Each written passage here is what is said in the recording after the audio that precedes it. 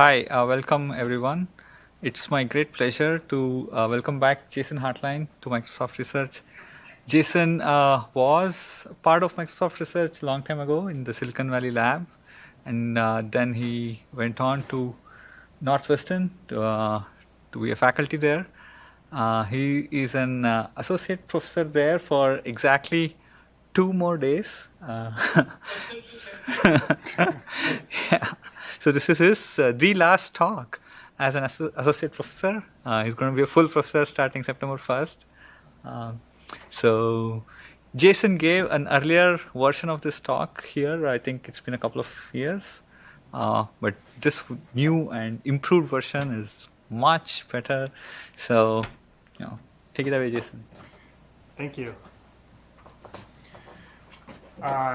So this is joint work with Aleck Johnsen, who's a PhD student at Northwestern, Denis Nekipelov, who's an econometrician at University of Virginia, and Onno Zoeter, who's the head of data science at Booking.com.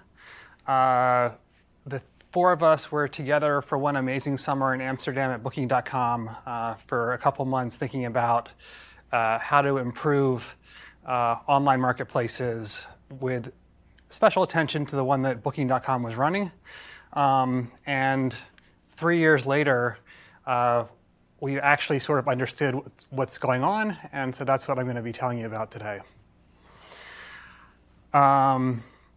So this paper is called Dashboard Mechanisms for Online Marketplaces. So I'm interested in online marketplaces, and you probably have a bunch in mind that you're thinking about, and you're thinking about the right kind.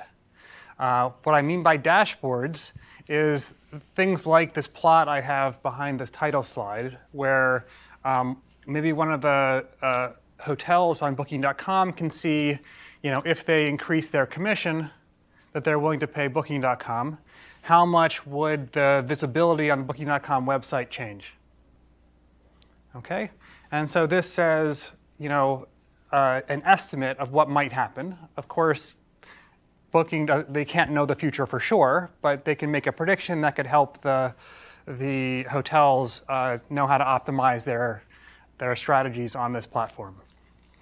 Okay, so the talk is about if you're designing an online marketplace and you're providing dashboards to the participants to better optimize in the marketplace, what's the interplay between these? And from a theory point of view, how do we design these things to work well together?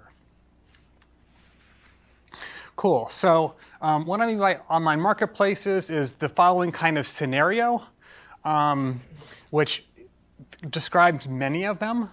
So they're short-lived users. They get matched with strategic long-lived agents.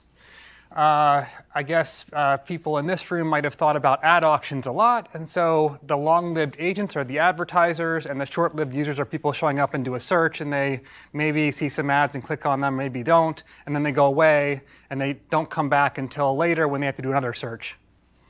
But the advertisers are there the whole time, and they're bidding and changing their bids, etc., and they're in for the long haul. There's going to be some matching algorithm which is going to prioritize the agents, but eventually the users are going to select which agents to match with. And so a key point here is that actually you don't get to design the exact matching. You get to sort of prioritize, and then something is going to happen. And you don't necessarily know what's going to happen because part of what's happening comes from the user behavior. Okay? And in this talk, I'm going to care mostly about the agents, and I'm going to put a big box around the users and the algorithm and call that the algorithm. But what that means is the algorithm is not something I know. It's going to be something that's sort of happening endogenously as people show up on the site. Okay? Some of my favorite examples of these are ad auctions, Booking.com, eBay, etc. Okay, in eBay, it's the sellers that are long-lived agents, and the buyers who show up are the users. Cool. So one question. So does eBay also have some sort of commission where the sellers can pay more to eBay? So when you're thinking about how you design these systems, typically you want to understand how the agents can tune all the knobs they have at their disposal to tune.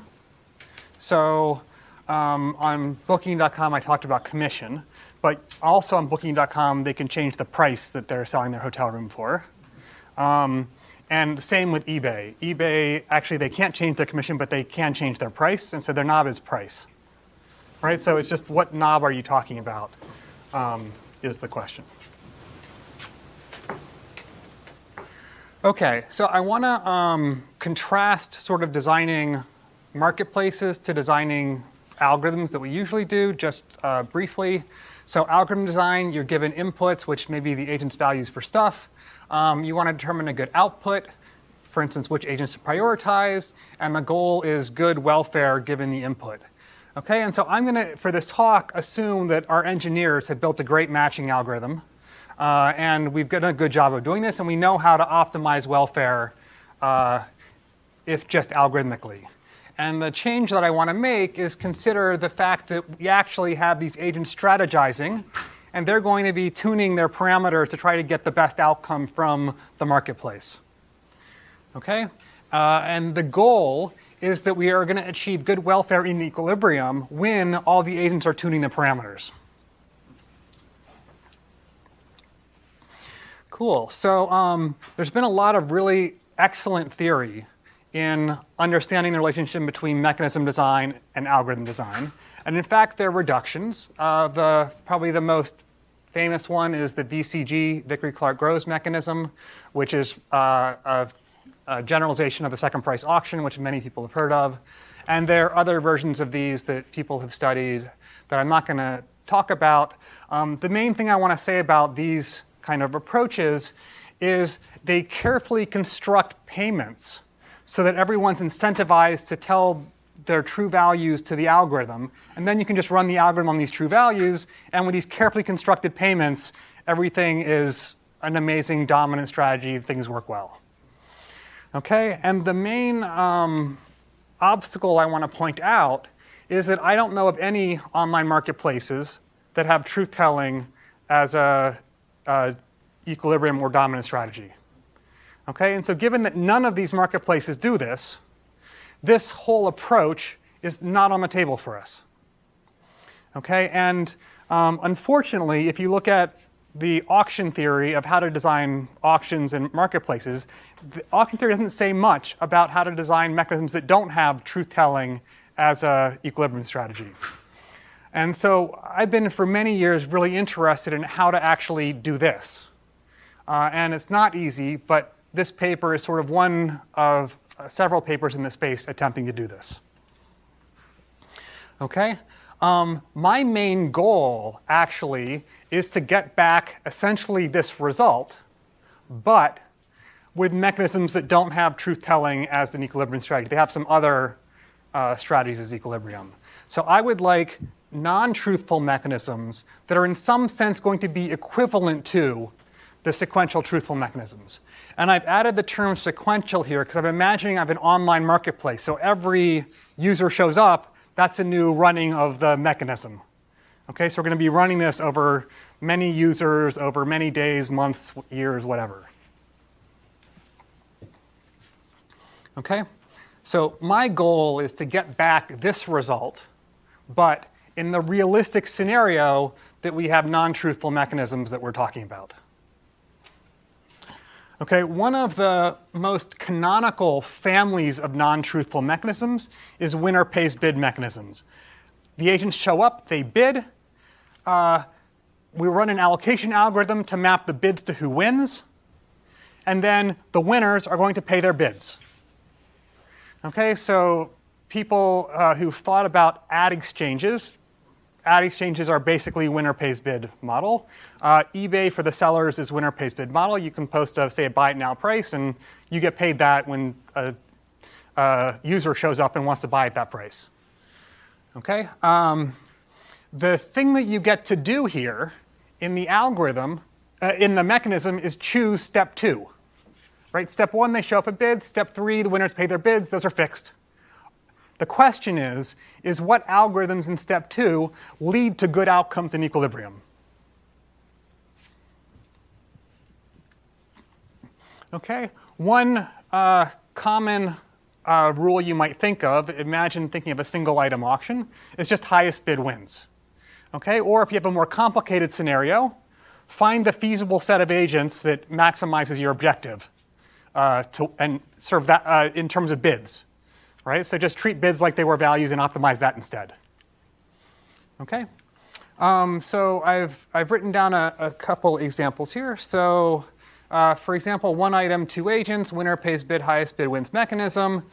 You can imagine values 101 and 100.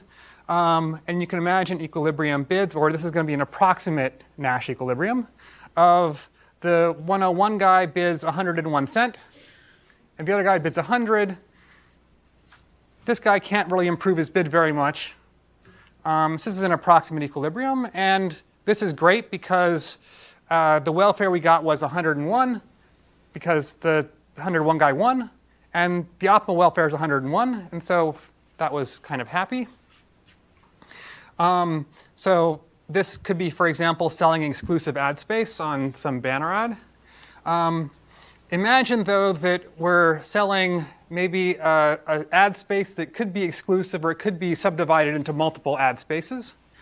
And so maybe I can do one bidder, or I can have actually three bidders doing a shared ad space. Okay, and imagine I have two exclusive agents, and their values are 101 and 100. And then I've got three shared agents with values 99, 98, and 97. And imagine maybe I was running this as just an exclusive space before, and then I get my engineers to allow us to do multiple ads in the same space. So you can imagine this being the equilibrium. Because we were doing the same thing as before, that was an equilibrium. And now notice that, for any of these lower valued bidders, for them to get shown at all, they have to bid over 100, which they don't want to do. Now together, they might want to move together to bid over, say, 33, right? But that's not equilibrium. They have to, this is an equilibrium. Okay, it would also be an equilibrium for them to bid 33, but this is also an equilibrium, and this equilibrium is actually pretty bad. Okay, so we got a welfare of 101, and the optimal welfare is almost 3 times that. Okay, so what I'm illustrating here is that not thinking about how you, not thinking carefully about the algorithm that maps bids to wins could result in mechanisms that have some really bad equilibria. There's a great paper by Dudding and Kesselheim that shows that essentially, in worst case, these equilibria are going to get this kind of a value. And that can be really bad. Okay, so the focus of my talk today is going to be how to design winner pays bid mechanisms. And I have 2 obstacles to overcome. The first obstacle is that if you're a bidder in a winner pays bid mechanism, it's not obvious how you should bid. You have to really understand what's going on to be able to optimize your bid, and that's kind of complicated. And so that's one challenge. Another challenge is, as I just showed you on the previous slide, the equilibria can be quite bad. So I'd like to overcome both these challenges at once, and the solution that I'm going to be proposing is using bidding dashboards. Okay, so a bidding dashboard you can think of as just a price quantity curve. Okay, so if I give you a price quantity curve, and you can pick with your bid a point out on that curve that you would hope to get. Okay, that's going to make the bidding problem a lot easier. And the main question that I want to be thinking about is, how should I redesign my mechanism, understanding that the bidders are seeing these dashboards and responding to them, and could I maybe improve mechanisms based on that to get rid of, say, the bad equilibria? Okay, so the questions I'm going to be answering during this talk are, what dashboard do I want to publish to the bidders? And what's the mechanism I should run that's going to be aware the dashboard is running that can help make sure that all the equilibria are good?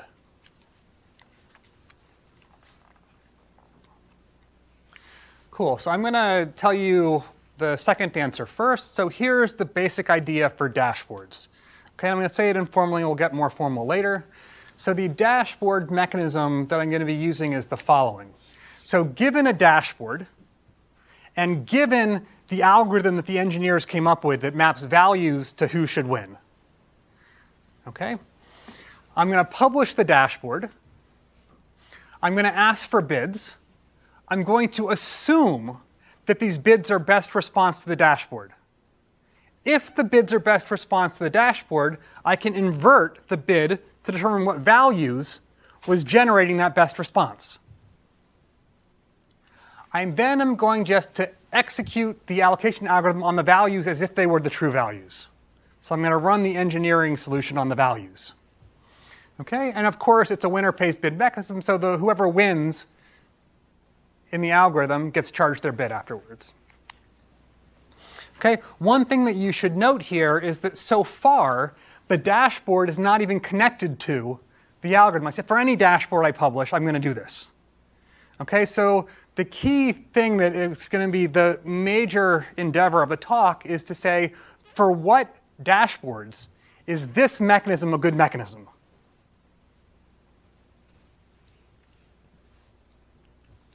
Okay, so if you're an economist, you're thinking, wow, this is going to be incredibly horrible because I just published a dashboard and then we do something completely different from what the dashboard we published was. And how could that possibly work out? So as I said, what I want to do is ask the question sort of in reverse of, for what dashboards is this mechanism actually a good mechanism? Okay, I want to point out that if the agents do follow the dashboard, then the allocation we produce is the right one, because we correctly infer the values, and then we run the algorithm on the correct values. And so we're always allocating the way the engineers wanted. Okay? The problem is if we publish the wrong dashboard, then the payments probably are not payments that are going to incentivize people to want to follow the dashboard, and all things could explode in our faces if we do this uncarefully.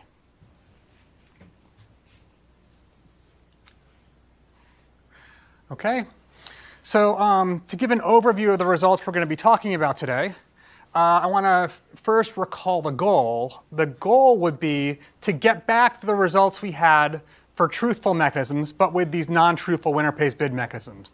So I'd like to try to get sequential non-truthful mechanisms that are approximately the truthful mechanisms. And as we saw a second ago with our fact, if people follow the dashboard, we're producing the right outcome, allocation, but we may be getting the wrong payments. So the question we have now is, how can we make sure that we get the right payments? Okay, so the results are going to be the flavor of, in this situation, the payments are basically going to be right.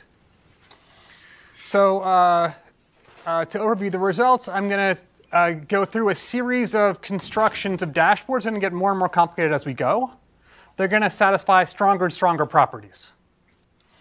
Okay, so the first result is going to be in static environments with static values. So imagining the engineer's algorithm is not changing, and also the values that the agents have are also not changing. So in static environments, we're playing the same sort of stage game every time. Following the dashboard converges to an equilibrium. Okay, so I'm going to give you a dashboard such that following the dashboard converges to an equilibrium. Okay, I'm then going to look at dynamic environments where either, take one agent's point of view, the algorithm is changing, or the inputs from the other agents to the algorithm are changing. But that agent's value is not changing. So one agent has a value of, say, $10. It's not changing over time, but the world is changing underneath it, and things are changing that way.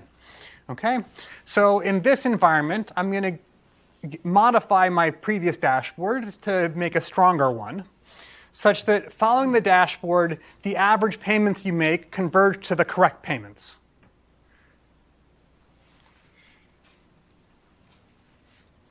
Okay, and then the final thing I'm going to do is look at dynamic environments with dynamic values. So now I'm imagining your value could be changing in every time.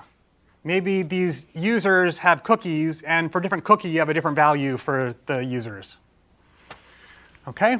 So, and in that environment, what I'm going to show is, again, I'm going to make my dashboard a little bit more complicated to handle this more complicated environment. And that more complicated dashboard, I'm going to get approximate strategic equivalence with the sequential truthful mechanism. So we had a really nice theory on the very first slide saying, hey, you could just do these sequential VCG, for example. And what I'm saying is, well, if you're required to do winner pays bid, like many marketplaces are, we're essentially going to get all the same equilibria of those. And for example, the follow the dashboard equilibrium is going to correspond to the tell the truth equilibrium in the sequential truthful mechanism.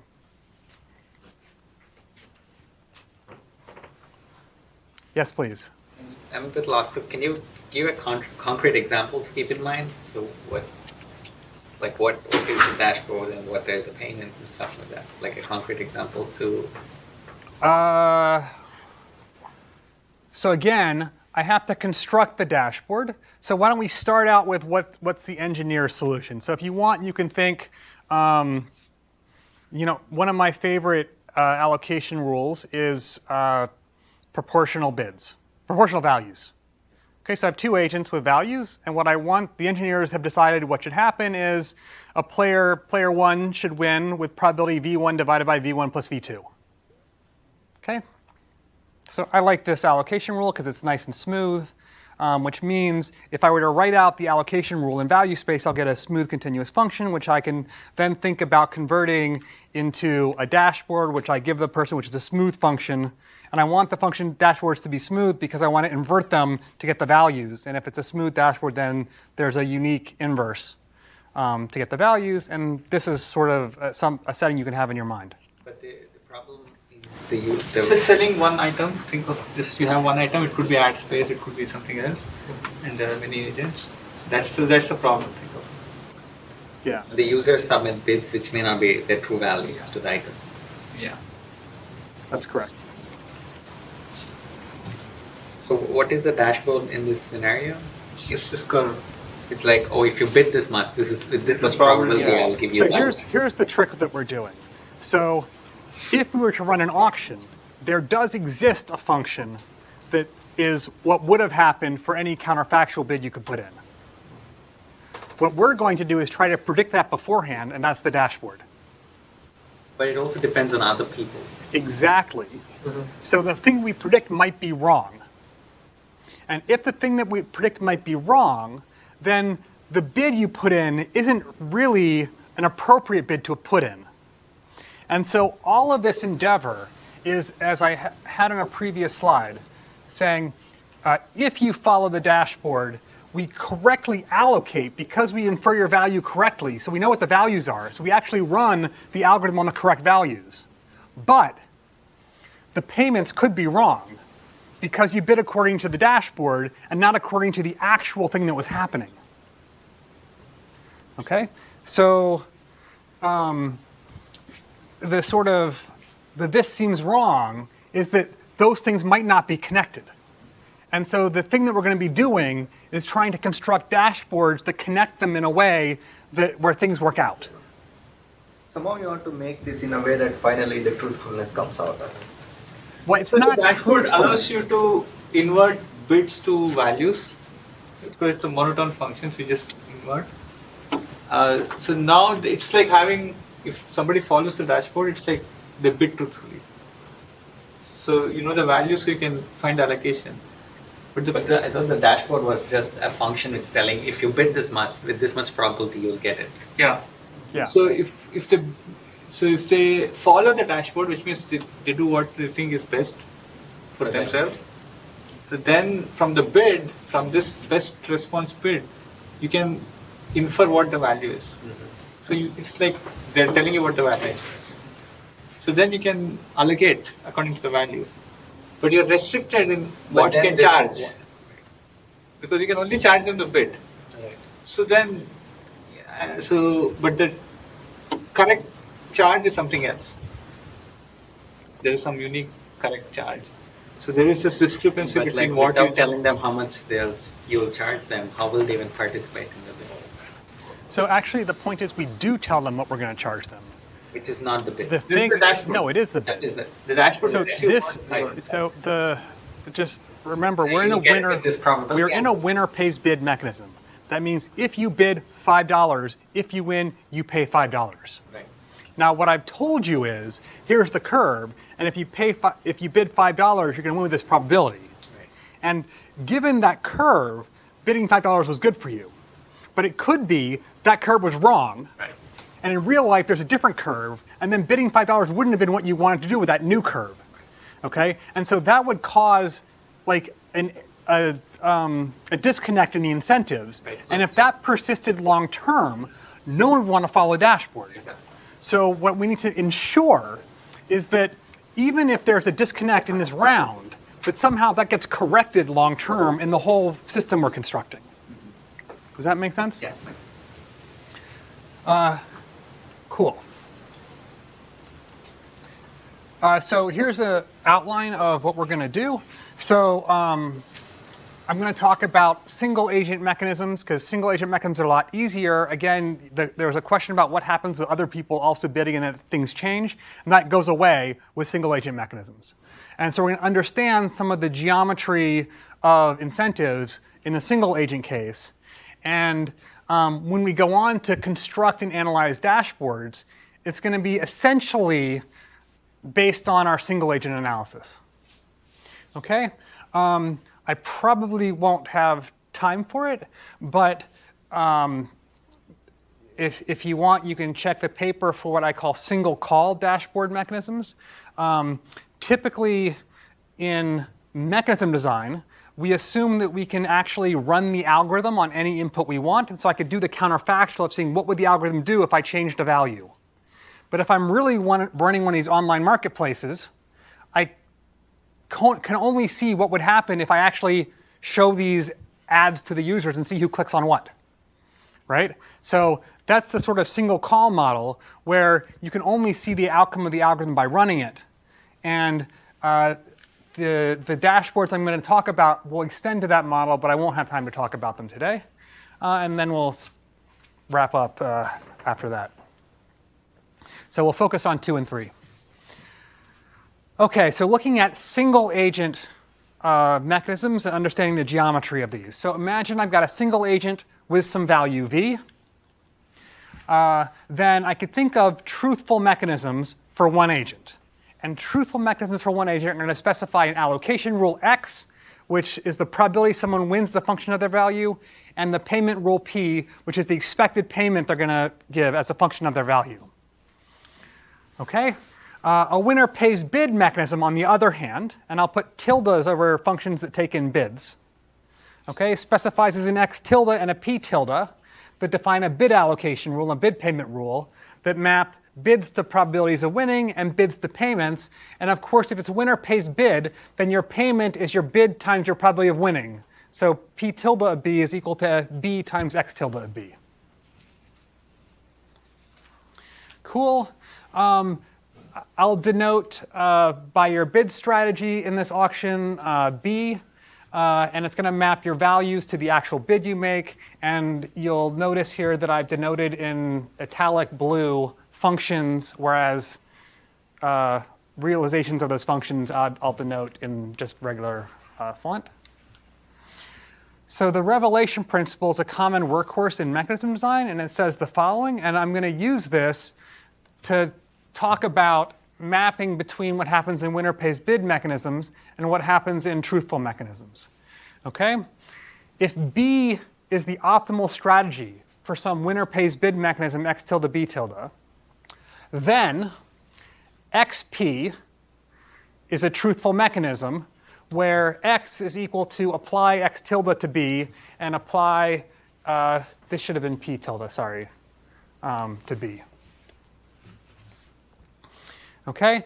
Meaning, if I have a non-truthful mechanism where people play strategies B in it, and I put a box around the whole thing, and say input something into this thing where I simulate the strategy, and then put that into the thing, then the right thing to input to that is just your value.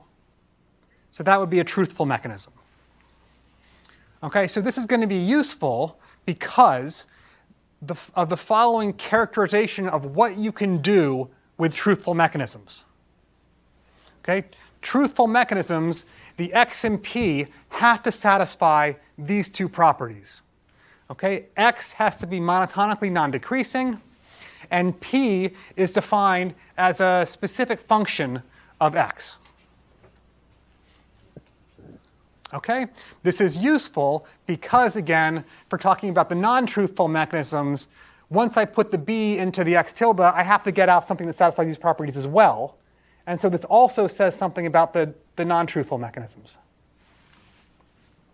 Okay, just to unpack this formula a little bit, I like to do it in pictures. So your payment is equal to your value times the probability of winning, which is the surplus you generate, which I can depict by plotting the allocation rule, and it's value times probability of winning. It's the area of this rectangle, minus the integral below the curve, which is that. And so the payment is the difference between those two, which is the area above the curve. Okay, and the way to think about this is as follows. By allocating to u with value v with probability x of v, this is the surplus we generate. And we share that surplus with the agent getting this utility and the mechanism designer getting this profit.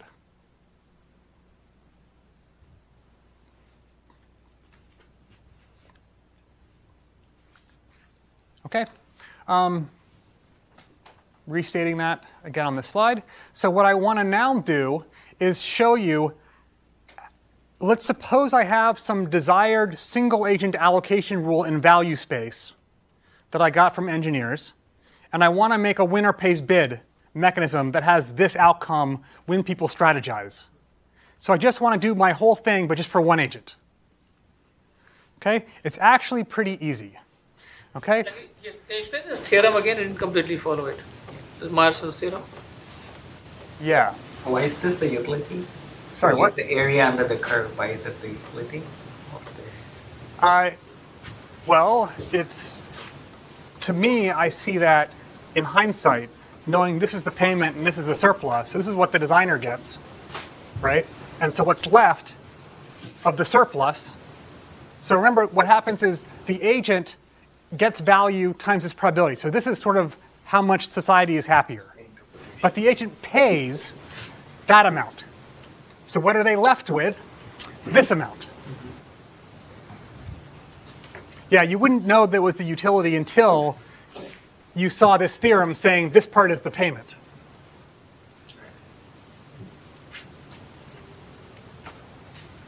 Did that help, Samir? To some extent. Carry on. So this theorem says that a mechanism XP for a single agent is truthful, meaning I want to report my value. It requires the allocation to be monotone. So the higher value I report, the more the probability doesn't go down. Okay. Right? And then it says the payments actually have to satisfy a very specific property. Okay? And this property is essentially keeping the first order condition satisfied everywhere. Okay? But in pictures, it's this. The payment is that function. Okay, it's the integral, it's the area above the curve.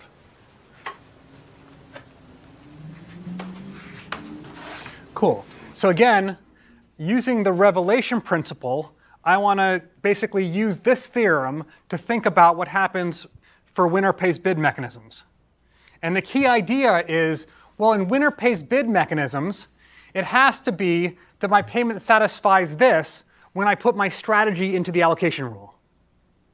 Right? But we know in a winner pays bid mechanism, you pay your bid when you win. Right? So P in a winner pays bid mechanism is B times X of B. So that lets us solve for what B is. Okay? So that's the first thing I'm going to do. So the bid must satisfy bid is equal to P divided by X, right? Because P times B is equal to X. Sorry, B times X is equal to P, right? And then I just plug in the formula and I get this. Okay? And it turns out this function is a nice monotone function when P is less than or equal to 0, and so this payment of a person with value 0. So for now, let's just assume that's 0. Okay, so it's a nice monotone function. And, well, that means I can construct the bid allocation rule by saying if I get this bid, let's invert it to get the value and put it into the allocation rule.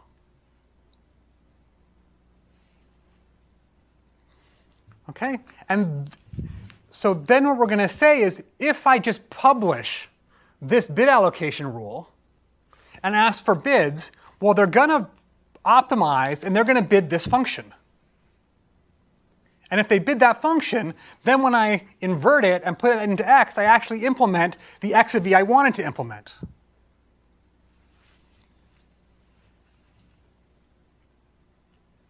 Cool. So for a single agent, things are pretty straightforward.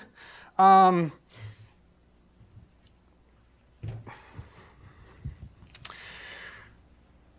what I want to do is do this thing basically for multiple agents.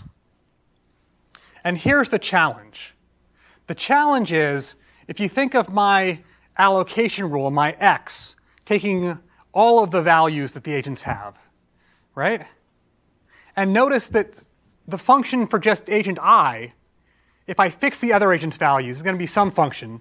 But if I change those values, there'd be a different function. So how can I know what the x that agent I has is until I know the values of the other agents? But I can't know the values. So basically, you're going to get stuck here in this inversion because you don't know the values. And so it's going to be hard to move forward with multiple agents. And so the main thing that we're going to do is we're going to say, no, we're not going to look for like fixed points of this with multiple agents, which is a difficult thing to try to think about. Instead, we're going to look at the fact we're doing this sequentially, and we're going to publish a dashboard, assume you respond to that dashboard, and then just do something completely different, and hope we can fix it later.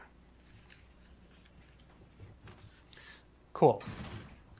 So I did my single agent winner pays bid mechanism design, and now with that geometry in mind, let's take that back to the dashboard problem and show you how we can design multi-agent dashboard mechanisms. Okay? The main idea is really simple, probably obvious. Why don't we look at the historical allocation rule and publish that as a dashboard? Hopefully, the past is a good prediction of the present. Okay? So given that, I'm going to infer the values as best response to this historical dashboard. And in a static environment, well, things are static, so the future is like the past. And so my guess was right. And so everything converges to Nash equilibrium.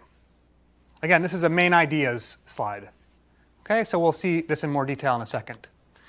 Okay, the next idea is going to be, well, if we're running a winner pays bid mechanism, there are going to be lots of rounds where the agent doesn't win at all. And so these dashboards could be, these allocation rules could be crazy in these rounds. Looking at updating dashboards based on what happens in rounds we don't allocate is going to potentially lead to funny outcomes. And so if we just update the dashboard when agents are allocated, then it's going to, when an agent is allocated, we update that agent's dashboard, then it's going to lead to much more consistency in how we're thinking about things. So this is going to be actually a good idea. And then we're going to get the second main result from this, which is that payments converge to truthful payments for the static valued agent. So one agent with the same value, even if the environment's changing, this is going to be good if we only update the dashboard when the agent's allocated. And then the last idea, which is going to help us get the situation when values in the environment are changing altogether, is that, hey, look, we know what allocation rule we ran. We know what dashboard we gave them. We know how much it's incorrect. Okay? So let's just keep track of how much we've overcharged or undercharged people and make sure that in the future that's paid back. How do we pay that back? We're going to basically add to the P0 the thing we had in the previous slide of just the person with value 0, what did they pay? Okay? The idea is essentially add to that. It's actually not possible to just do that, which is why I put it in quotes and put an approximate equal. But you can essentially do almost the same thing.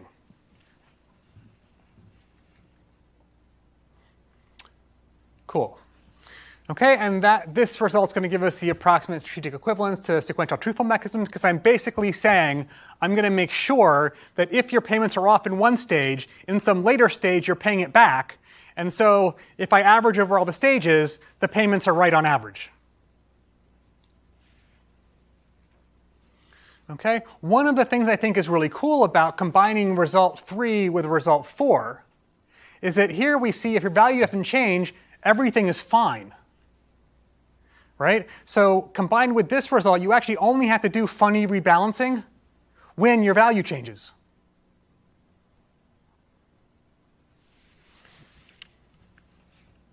Cool. So that's the main ideas in one slide. I now want to go through more slowly and present each result and talk about it more formally. Any comments or questions? Or all right. So here is the dynamic model that I have in mind that I haven't formally specified yet, but let's go and specify it. So we're going to run iterate a mechanism over t stages. I'll index the stages by s. I'll have n agents in each stage, and I'll denote the valuation profile by indexing by agents and also the stages. I have a stochastic allocation algorithm, which also could change in every stage, which maps a profile of values to a profile of allocation probabilities. What's the chance that each agent wins? Okay, the agents are going to have linear utility, so your value, your utility is the sum of your how much you got allocated in the auction minus the payments you've made in the mechanism. Okay, I'm going to restrict the payment form to winner pays bid. So this is the full dynamic model. I'll sometimes talk about the static model. In this case, the values are the same in every round, and the mechanism we're running is the same in every stage. The algorithm is the same. Okay, and again, the goal is a sequential winner pays bid mechanism that tries to implement this allocation, the desired allocation of the engineers.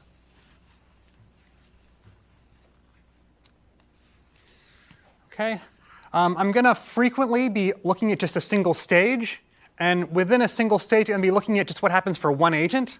And so when it's going to be obvious, I'm going to drop the superscript and subscript and just talk about what happens to one agent in that stage. Cool. Okay, so formally, what is a dashboard? A dashboard is a profile of bid allocation rules. Okay, for every agent, it tells that agent, as a function of their bid, what's their probability of winning. So I'm going to denote this by Ys.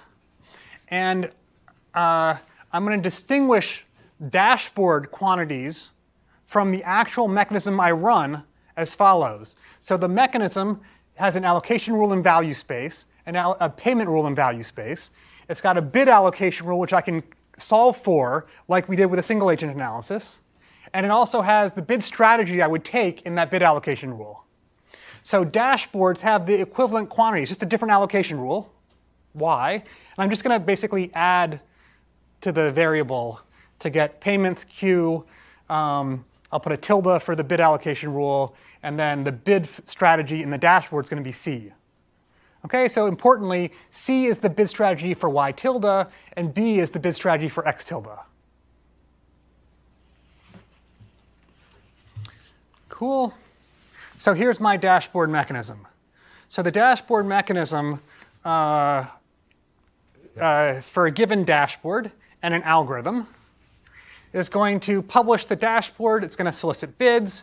It's going to invert the bids by using the bid function for the dashboard, which is C, to get inferred values. And then we're just going to run the engineer's algorithm on the inferred value C to get some allocation. Okay, the impayments are, of course, winner pays bid, so PI is equal to BI times XI.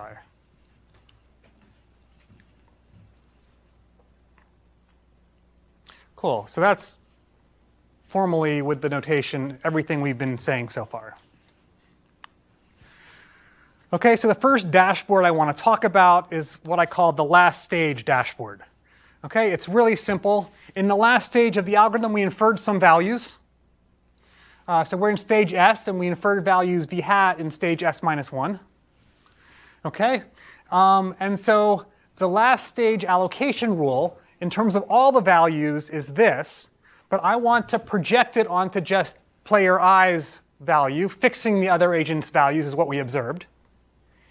And then I want to let y be the dashboard for round S to be the allocation rule for round S minus 1, the realized thing that we did. And then I'm going to convert it into bit space by putting tildes on it and publish that dashboard.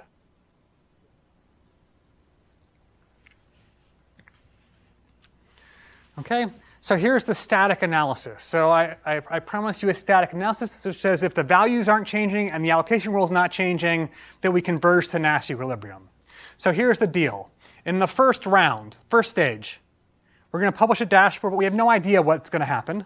So we publish some strictly monotone function, and the bidders bid some way. We invert the values. We then run them, and we see, oh, what would have happened for these values. So assuming bidders follow the dashboard, we know the values. And now in this round, we know what the allocation rule is for those values. Okay? And in particular, if in the next round, everyone follows the dashboard, we publish a new dashboard, the last round dashboard, which is now the correct dashboard for the true values. If everyone follows the dashboard again, that's actually an equilibrium. Because we infer for the other agents the same values we had in the last round, which means the allocation rule for agent I is the allocation rule we published in the dashboard. And so the dashboard and the allocation rule are the same now, and responding to the dashboard is now a Nash equilibrium. Okay, so in 2 rounds, we're at a Nash equilibrium. If we run this forever, the amount you're off is just your first stage incorrect payment, and so that vanishes on average with the number of rounds. Okay, that was my easy result. Okay, so here is a slightly better result, but it's also pretty easy. So instead of looking at the last stage, I'm going to, for each agent, make their dashboard be the dashboard from the allocation rule of the last stage that they won. Okay, so I didn't write complicated math for that because I thought that idea was pretty straightforward. And so here's my second result. For the last winning stage dashboard in a dynamic environment, then the average outcome following the dashboard for an agent with a static value converges to the average outcome of the sequential truthful mechanism, meaning the payments are correct, because we already knew the allocation was going to be right. So this is saying that payments are the right payments. So here's the proof. It's very simple. Fix the value of the agent, and consider 2 successive stages in which the agent won. Let's index those stages. sk minus 1 is the last stage I won, and then I just won in this stage. That's sk. Okay? And notice that the bid in stage sk is the correct bid for stage sk minus 1 because the dashboard I publish for stage sk is equal to the allocation rule for sk minus 1. Okay? So c of sk is equal to b of sk minus 1. Right? This is the correct bid for round sk minus 1. And this is the bid I make in round sk. And it's because it's the dashboard for that round, it's the correct bid for that round. And now it's basically straightforward because look, I just sum over all the winning stages. And I see that I'm basically sort of off by 1 in all of them. So I just charged you a little bit late, the right amount. Okay? So look at the difference over these winning stages, and you see that the total difference is, well, the dashboard bid for the first round, which was for a made-up dashboard, of course it's wrong, minus the correct bid for the last round, which I haven't published that dashboard yet, so I haven't collected that correct bid yet. Okay? These are the differences of 2 bids in the auction. The bids are always less than the value, so the differences in the 2 bids are most the value. So it should be the absolute values isn't most the value. So I get this result, which means if I average over t rounds, the average per round difference in the payment vanishes with the number of rounds. Okay? Cool. Okay, so I'm moving on to sort of the most complicated dashboard I'm going to be talking about, which is this payment rebalancing idea. The idea is if your values are changing from round to round, things could be just incorrect, and I could never correct for them naturally using my previous dashboard, so I want to be able to correct for that. You already presented two dashboards, so what's the difference? Like, because both have vanishing, like things, right? Yeah, so I mean, I understand the difference in the dashboards, but what is the, like, why is one more? the theorem is a stronger theorem. Each dashboard is going to come with a stronger theorem about it working well. Okay, so the first dashboard just uses the last round. That round says if everything is static, it works well. But that dashboard doesn't work if things are changing for other agents. This dashboard works as long as one agent's value is static, then it works for that agent. Okay? But I want an agent that I want a dashboard that works even if that agent's values are changing. Okay? Okay, so good. So here's the thing. When the last two rounds don't have the same allocation rule, the dashboard is wrong. But actually, we know what the allocation rules are, so we know exactly how the dashboard is wrong. And so we can keep track of, in fact, exactly how much the person overpaid or underpaid. Okay? The idea is to keep track of this in a balance and have future dashboards include essentially a lump sum payment to reduce the balance. Okay? So again, let's fix the stage and drop it and say we have inferred value v and we implement allocation rule x. Then they're going to make some actual bid by following the dashboard C, and we really wish they'd bid B instead. That would be the correct bid. Okay? So they overpaid by whether or not they won times the difference in these two bids. Okay? So the approach is I'm going to add this payment residual, how much they overpaid, to some balance I'll call L. And then I'm going to adjust the dashboard by putting some of this balance into the Q0 term, the payment that you make if your value is 0, when I construct the dashboard that I offer you. So this basically shifts the whole dashboard, okay? So that you have to pay more if you owe me money and you pay less if I owe you money. Okay? Actually, that's a little bit of a lie, because in my slide I said, when I talked about having Q0 not equal to 0, I said it can't be positive. And so we have to actually do some more work here. It turns out that's not too difficult to do, but for the purpose of this talk, I'm not going to do it. So let's just assume we can just throw it into Q0. Okay, remember Q is the payment according to the dashboard. It's the payment identity for Y. Okay, so the rebalancing dashboard that I'm going to, so this construction is going to take an original dashboard that I wanted to use, and it's going to add some rebalancing to it to correct missed payments from previous rounds. Okay, so if you had a dashboard you were using Y, what I'm going to do, and at a rebalancing rate, which is sort of how aggressive I want to be with rebalancing the balance, then I'll construct a new dashboard by taking the old payment identity for the original dashboard Y, adding a lump sum Q0 to it, and constructing my new payment that way. And so then the bid function is going to be exactly that, but divided by Y.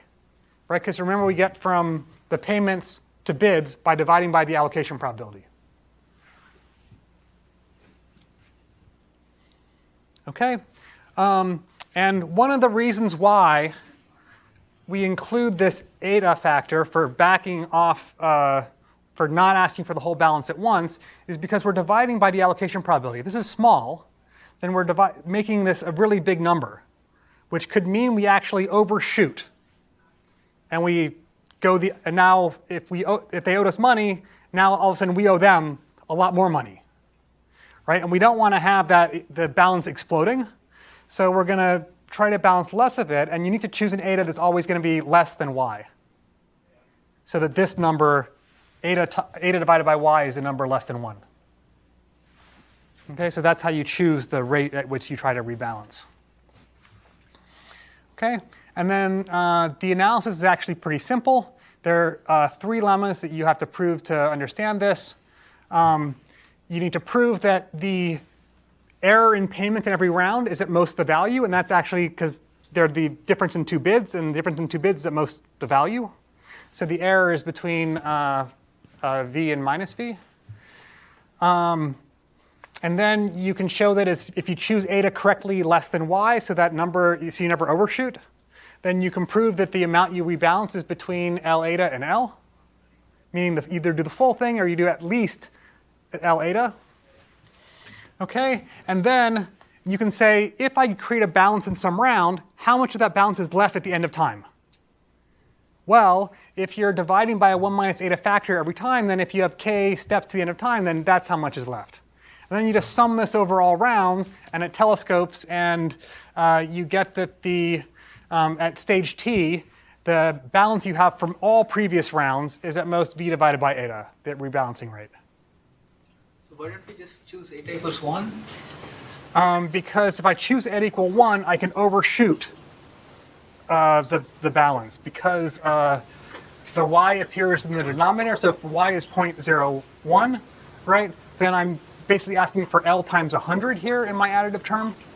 And then, so you owed me, say, $10, and I just made you pay me $1,000. And now I owe you, right? And I want to avoid that oscillation in payments. So that's why I do this, carefully choosing the eta so we don't overshoot. So you also said eta should be less than YV. Why don't you just fix the rebalancing rate between 0 and YV in the first line? I thought you said eta should So be in smaller. practice, actually, what you could just do is set eta equal to y0. The allocation probability of no value. Right? So in practice, that's what you would do. And so imagine I have a lower bound on that, which is eta, then this is how fast it works. This is how much balance I have left over. Okay, so then the dynamic analysis says that our dashboard is approximately strategically equivalent to the sequential truthful mechanism with an error equal to an upper bound on the values divided by eta t. Okay, so it's vanishing in t again, the average per stage error. No, confused. Isn't y0 0? What? No, so you need to choose y0 not to be 0. Because if y0 got to be 0, this term is going to blow up in a not very good way. So, but here's the thing. So y0 is your dashboard. And so it just says you need to choose a dashboard to not have y0 equal to 0. So what is the order of this choice, right? You choose y eta first and then y0, or y0 first and then eta? So you choose, I mean, it's the same choice. So you want a lower bound on y0. That's what we call eta. And so it's the same choice. So again, why can't I just choose y0 equals 1? If you choose y0 equal to 1, you're saying everyone, the lowest type gets allocated with probability 1. Y0 is,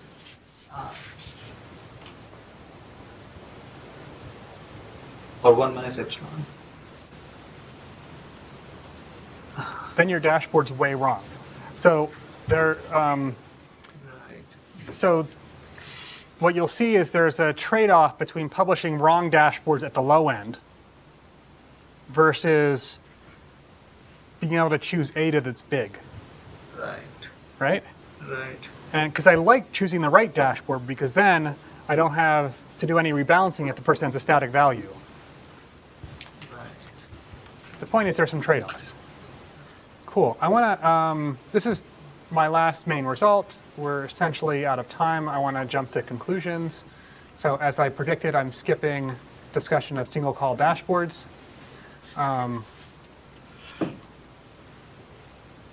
Cool. So online markets can have bad equilibria. We need to design them carefully. The sequential dashboard mechanism can implement any outcome of any sequential truthful mechanism. I showed you here winner pays bid implementations. You can also do all pay implementations. And I think pretty much anything that you had in practice that was you wanted to implement, you could probably do in the dashboard framework, but I haven't thought too carefully about that. Again, one thing that's nice is we only have to do this complicated rebalancing when the values change. And so essentially we're just publishing the right dashboard.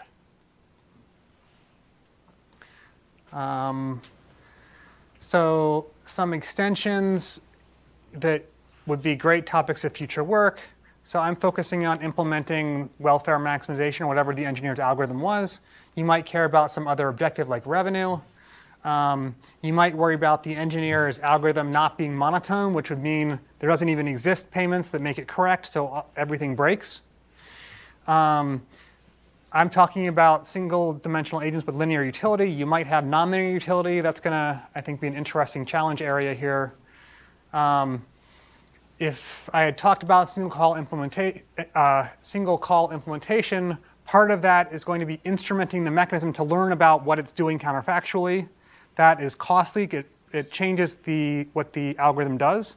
And so you might want to do frugal instrumentation in the single call implementation of the dashboard mechanism.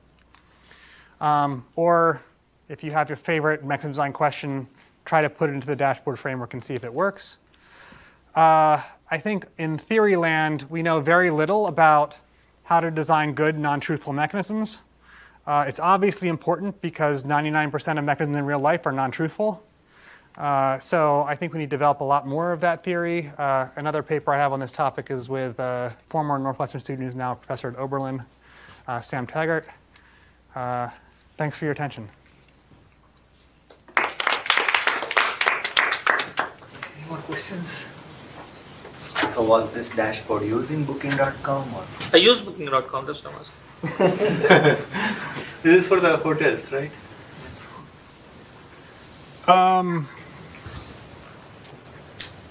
So they had dashboards like the ones I'm talking about. Can't really talk about what they do in their actual algorithms. I do think that, so it's definitely the case that much of what I presented happened well after we left the project. So you can infer from that what you want. I think that this approach seems quite practical, and I think it remains, and I presented sort of worst case theorems. And so in practice, it probably actually is far nicer than my worst case theorems suggest. And so I think exactly pursuing the parameter space and seeing how to make these work better in practice might be a really interesting thing to do in a more applied context. Can you learn these dashboards? Yeah, so one other advantage of the rebalancing approach is it means if the dashboard is wrong, we'll fix it in the long run. Right? So that means if you have learning algorithms to figure out what a good dashboard is, that's fine. If they make mistakes, it's fine. We'll fix it in the long run. And so that's sort of a nice advantage of the rebalancing approach. So it actually is really compatible with learning. Yeah, so there's one purpose of the dashboard here that you're using, which is just you want to invert the bids and you want to make sure in the long run the payments are correct. But there is another purpose why we show these dashboards is to give a good idea of what's actually going to happen. Yeah. And what you're saying is, that is your learning algorithm. So if you have a good learning algorithm, then you can give a good idea. Yeah. And these two are kind of orthogonal. Yeah. Yeah. What about attrition for marketplaces? It seems like if someone gets a bad price, they're more likely to attrit, and so you have the population of bidders you have left is different. Yeah, so dropping out is a special case of the model of changing values. It's a value changing to zero. So everything works in the dashboard mechanism with values that might drop out. Okay. But I think one of the main issues with this approach is, as Nikhil suggested, if you make a prediction, your prediction is wrong, that has some kind of impact on the behavior of people, even if you eventually correct for it. Yeah, yeah. And I think understanding whether you can do better at predicting, or whether, for example, we can make predictions that we can guarantee, and then we don't have to correct the payments later because we guaranteed the prediction we made.